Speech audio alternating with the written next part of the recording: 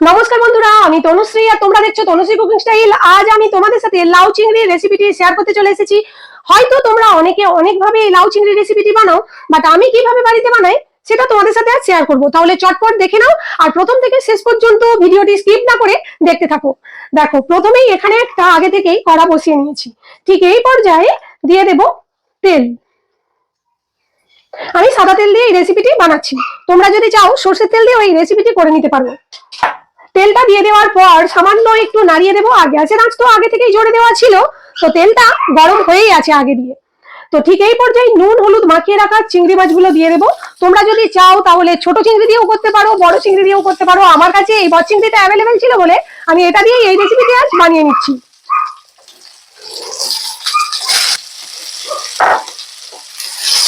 চিংড়ি মাছটাকে জাস্ট কালারটা চেঞ্জ হওয়া অবধি ভেজে নেবো।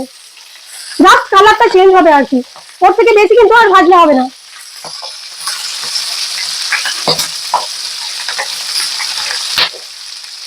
চিংড়ি মাছটা উল্টে পাল্টে ভেজে নিয়েছি, এবার তুলে নেব।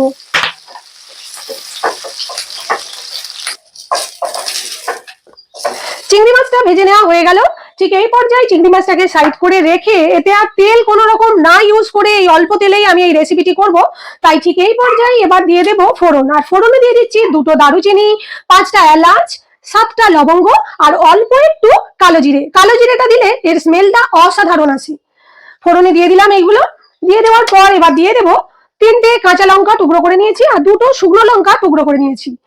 তোমরা তোমাদের ইচ্ছে মতো ঝালটা কমিয়ে বা বাড়িয়ে নিয়ে ইউজ করতে পারো। তো এই সমস্ত কিছু সামান্য একটু ভেজে দেব।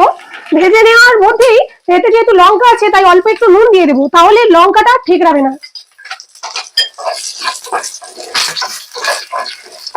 সামান্য একটু ভেজে নিয়েছি। ঠিক এই পর্যায়ে দিয়ে দেব পরিমাণ মতো হলুদ। গ্যাসের আঁচটাকে একদম লো ফ্লেমে করে দিয়ে তবেই কিন্তু গুঁড়ো মশলাগুলো দেবে, নইলে কিন্তু ধরে যাবে। তো এরপর দিয়ে দিচ্ছি ধনে আর জিরের গুঁড়ো।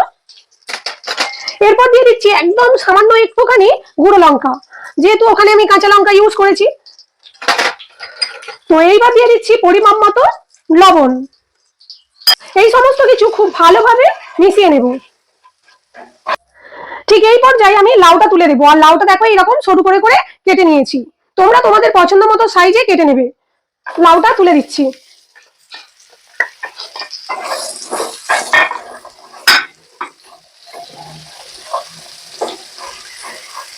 লাউ দিয়ে দেওয়ার পর একটু সামান্য মিশিয়ে নেওয়ার পর দিয়ে দিচ্ছি ডুমো ডুমো করে কেটে নেওয়া আলু। আবারও বলছি, তোমরা তোমাদের পছন্দ অনুযায়ী আলু এবং লাউটা কেটে নেবে। এই দুটো উপকরণ খুব ভালোভাবে মশলার সাথে মিশিয়ে নেব।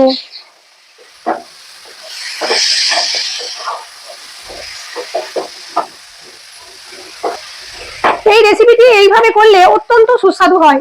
রেসিপি যেমনই হোক না কেন, যদি গুছিয়ে রান্না করা যায় সেই রান্নার স্বাদ আরো দ্বিগুণ পরিমাণে বেড়ে যায়। আর লাউ তো বিভিন্ন রকম ভাবেই খাওয়া যায়, লাউয়ের কোনো কিছুই ফেলা যায় না, খোলাটাও ভেজে নেওয়া যায়। তো সমস্ত কিছু মিনিট 2 সময় নিয়ে একটু কষে নেব। মিনিট 2 সময় নিয়ে খুব ভালোভাবে সমস্ত কিছু কষে নিয়েছি। আর দেখো লাউ থেকে বেশ কিছুটা জলও বেরিয়ে এসেছে। ঠিক এই পর্যায়ে এবার ভেজে নেওয়া চিংড়ি মাছটা দিয়ে দিচ্ছি। দিয়ে দেওয়ার পর এই বাটিটাতে অল্প একটু জল দিয়ে, সামান্য জাস্ট একটুখানি জল দিয়ে আমি এতে দিয়ে দেবো।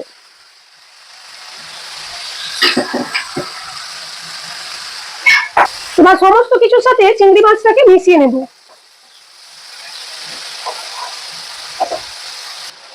আমার মা বলে তোর হাতে রান্না বেশ খুব ভালো, কিন্তু আমি মনে করি রান্না সবার হাতেই ভালো।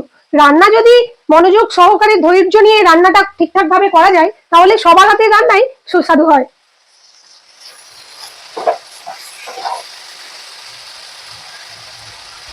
খুব ভালোভাবে সমস্ত কিছু মিশিয়ে নিয়েছি। মিশিয়ে নেওয়ার পর গ্যাসটাকে একদম লো ফ্লেমে করে দিয়ে এটাকে ঢাকা দিয়ে রাখবো 5 থেকে 7 মিনিট। তারপর ভিডিওটা আবার কন্টিনিউ করছি।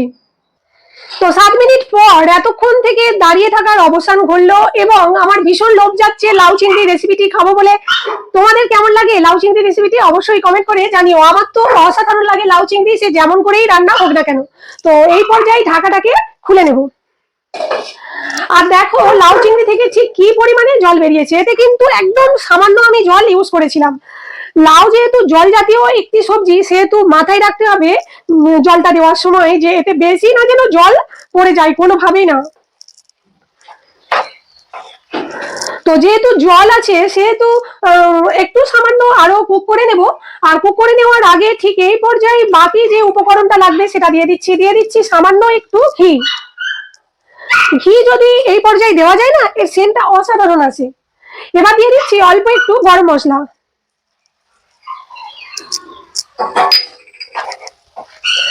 সমস্ত কিছুর সাথে খুব ভালোভাবে নাড়িয়ে চাড়িয়ে মিশিয়ে নিয়েছি মশলাটাকে।